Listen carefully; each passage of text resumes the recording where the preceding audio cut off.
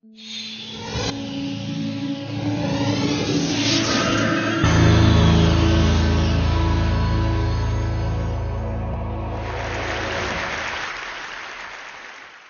morning. How are you? It's been great, hasn't it? I've been blown away by the whole thing. In fact, I'm leaving.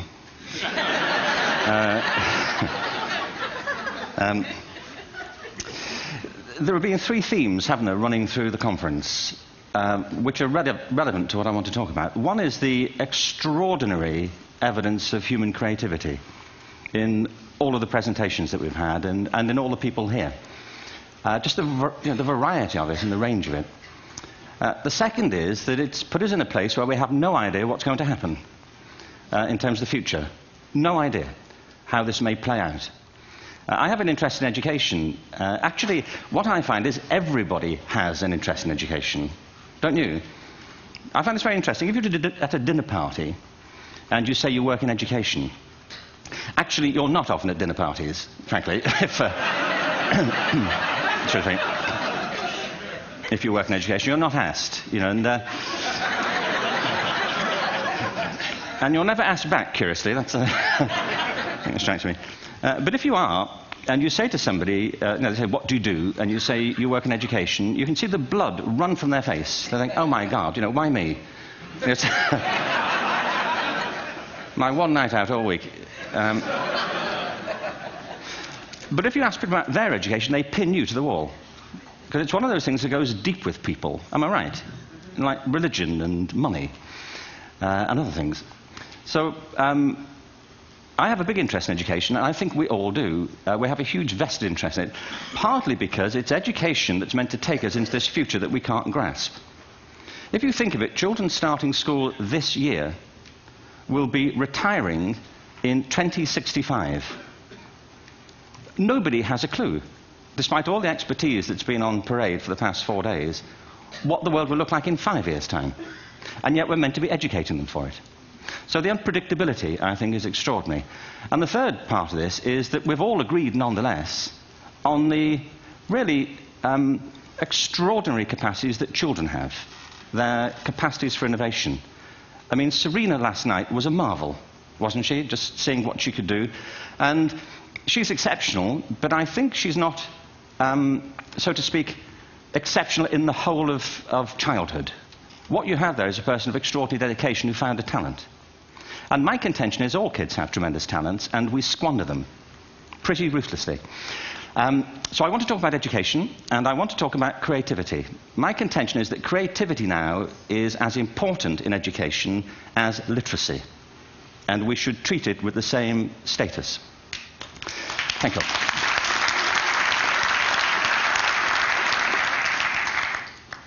That was it, by the way. Thank you very much. So, 15 minutes left. Well, I was born... No, I had a great story recently, I love telling it, of a little girl who was in a drawing lesson. She was 6, and she was at the back drawing, and the teacher said this little girl hardly ever paid attention. And in this drawing lesson, she did. And the teacher was fascinated. She went over to her and she said, "What are you drawing?" And the girl said, "I'm drawing a picture of God." And the teacher said, "But nobody knows what God looks like." And the girl said, "They will in a minute."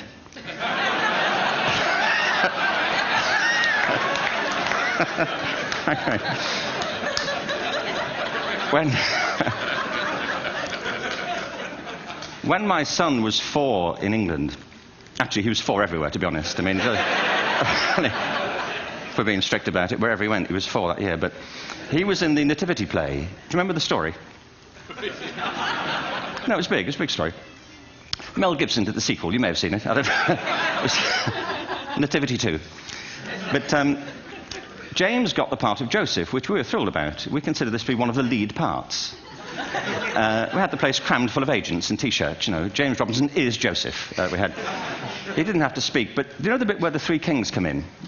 They come in bearing gifts, and they bring gold, frankincense, and myrrh. This really happened. We're sitting there, and they, I think, just went out of sequence. Because we talked to the little boy afterwards and said, you know, "Are you okay with that?" And they said, "Yeah, why was that wrong?" They just switched. I think that was it. Anyway, the 3 boys came in. little 4-year-olds with tea towels on their heads, and they put these boxes down. The first boy said, "I bring you gold." And the second boy said, "I bring you mare." And the third boy said, "Frank sent this."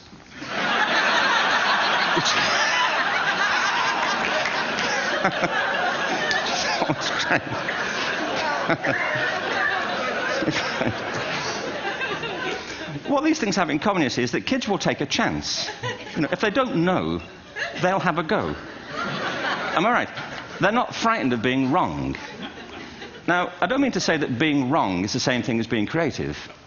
What we do know is, if you're not prepared to be wrong, you'll never come up with anything original. If you're not prepared to be wrong. And by the time they get to be adults, most kids have lost that capacity. They have become frightened of being wrong. And we run our companies this, by the way. We stigmatize mistakes. And we're now running national education systems where mistakes are the worst thing you can make. And the result is that we are educating people out of their creative capacities. Picasso once said this. He said that all children are born artists. The problem is to remain an artist as we grow up. I believe this passionately, that we don't grow into creativity, we grow out of it. Or rather, we get educated out of it. So why is this? I lived in Stratford-on-Avon until about 5 years ago. In fact, we moved from Stratford to Los Angeles. So you can imagine what a seamless transition, this was from LA. Actually, we lived in a place called Snitterfield, just outside Stratford, which is where Shakespeare's father was born. Are you struck by a new thought? I was. You don't think of Shakespeare having a father, do you? Do you? Because you don't think of Shakespeare being a child. Do you? Shakespeare being 7. I never thought of it. I mean, he was 7 at some point. He was in somebody's English class, wasn't he? Do you understand? Really? How annoying would that be?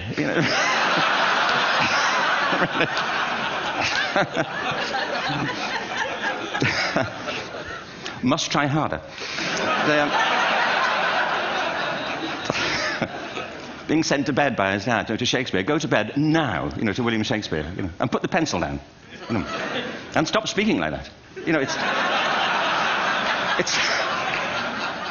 It's confusing everybody.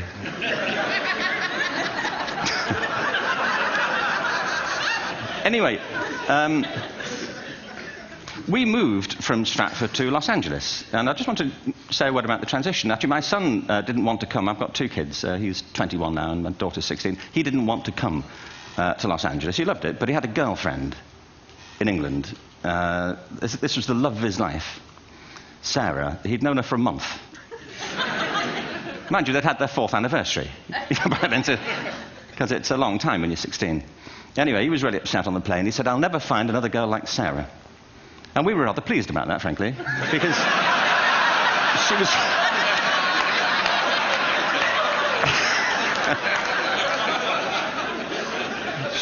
she was the main reason we were leaving the country.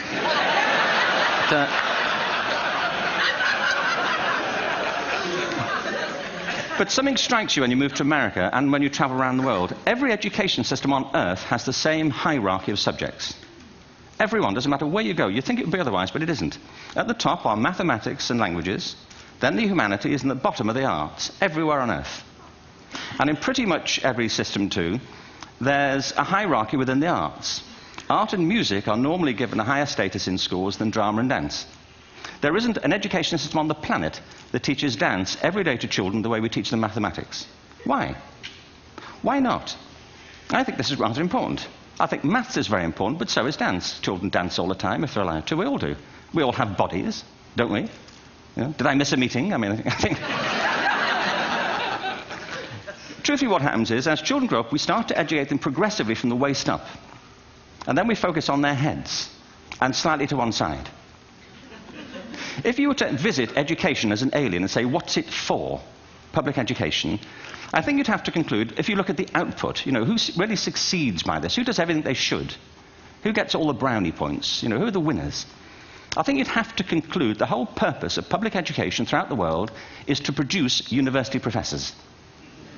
Isn't it? They're the people who come out the top. And I used to be one. So there,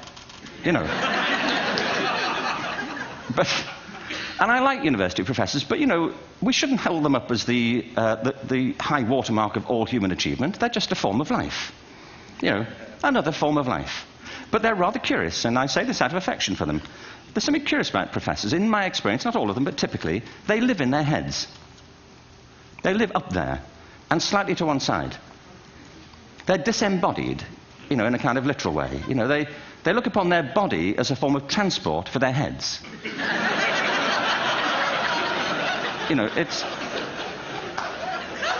Don't they? It's a way of getting their head to meetings.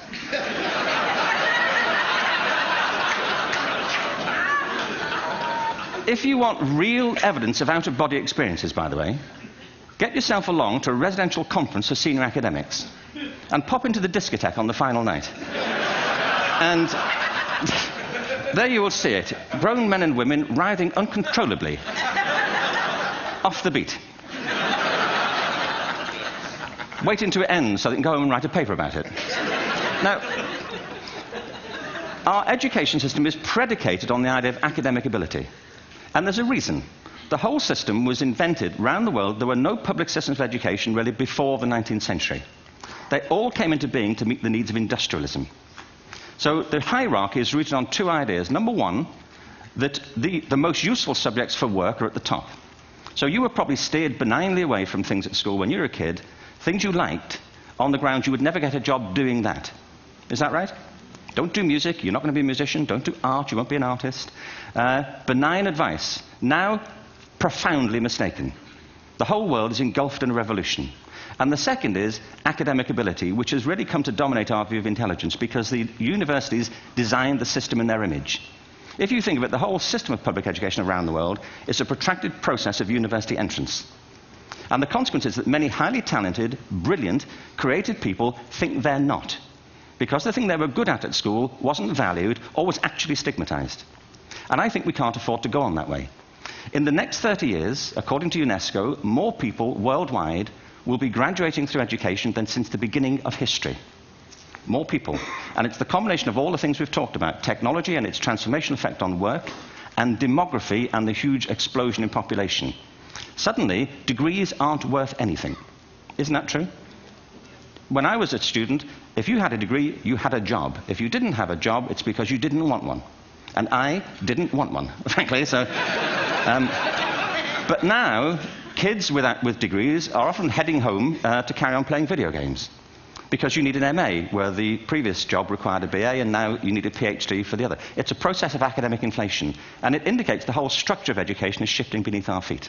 We need to radically rethink our view of intelligence. We know three things about intelligence. One, it's diverse. We think about the world in all the ways that we experience it. We think visually, we think in sound, we think kinesthetically, we think in abstract terms, we think in movement. Secondly, intelligence is dynamic. If you look at the interactions of a human brain, as we heard yesterday from a number of presentations, intelligence is wonderfully interactive. The brain isn't divided into compartments. In fact, creativity, which I define as the process of having original ideas that have value, more often than not, comes about through the interaction of different disciplinary ways of seeing things. The brain is intentionally... By the way, there's a shaft of nerves that joins the two halves of the brain called the corpus callosum. It's thicker in women. Following on from Helen yesterday, I think this is probably why women are better at multitasking. Because you are, aren't you? There's a raft of research, but I know it from my personal life. If my wife is cooking a meal at home, which is not often, thankfully, but, you know, if she's doing... No, she's good at some things. But if she's cooking, you know, she's dealing with people on the phone, she's talking to the kids, she's painting the ceiling, you know, she's doing open-heart surgery over here. If I'm cooking, the door is shut, the kids are out, the phone's on the hook. If she comes in, I get annoyed.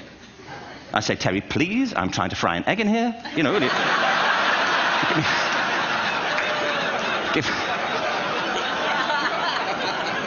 give me a break. Actually, there was, do you know that old philosophical thing? If a tree falls in a forest and nobody hears it, did it happen? Remember that old chestnut? I saw a great T-shirt, really, recently, which said, if a man speaks his mind in a forest and no woman hears him, is he still wrong?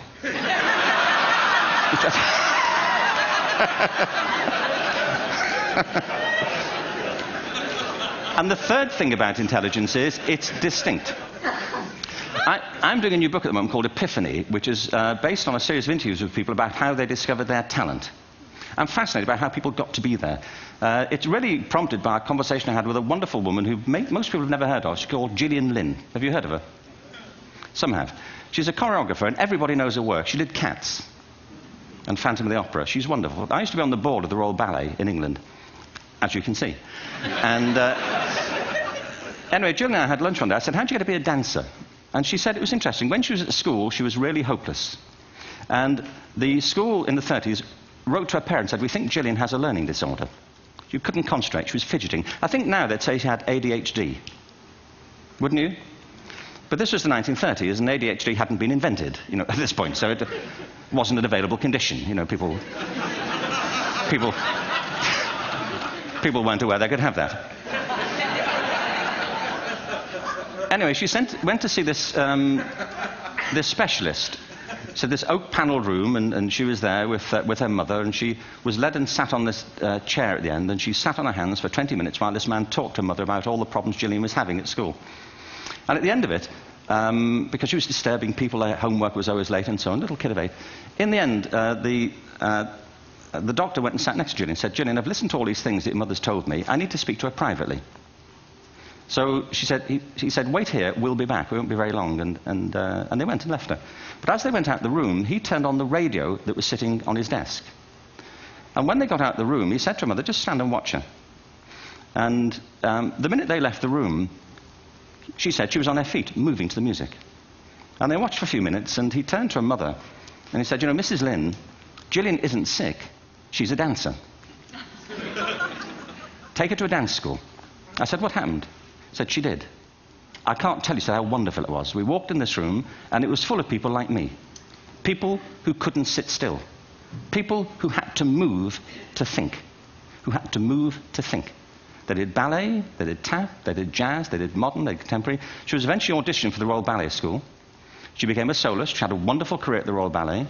She eventually graduated from the Royal Ballet School, found her own company, the Gillian Dance Company, met Andrew Lloyd Webber. She's been responsible for some of the most successful musical theatre productions in history. She's given pleasure to millions, and she's a multi-millionaire. Somebody else might have put her on medication and told her to calm down. Now, I think...